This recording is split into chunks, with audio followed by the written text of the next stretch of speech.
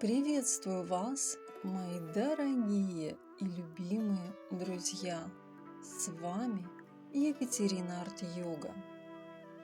Сегодня мы будем учиться разжигать костер.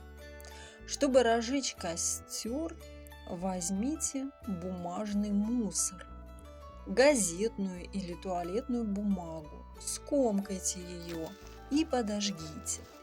Сверху положите сухую траву или солому, потом более крупный хворост.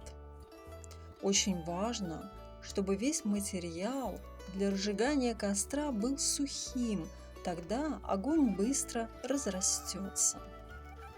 Секрет разжигания костра прост. От меньшего к большему. На хворост кладем мелкие ветки. Крупные кладем в конце, на большое пламя. Если костер стал гаснуть, то поддерживаем его по той же схеме, от меньшего к большему. Бумага, солома, хворост, ветки мелкие, потом крупные.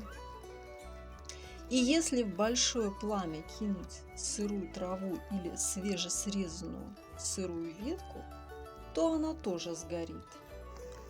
Но вся ее влага перейдет в воздух клубами едкого дыма. А еще созерцание костра или пламени свечи укрепляет зрение. Ведь глаза имеют природу огня. Недаром в народе говорят «испепелить взглядом». Огонь очищает наше тело от тонких и грубых загрязнений.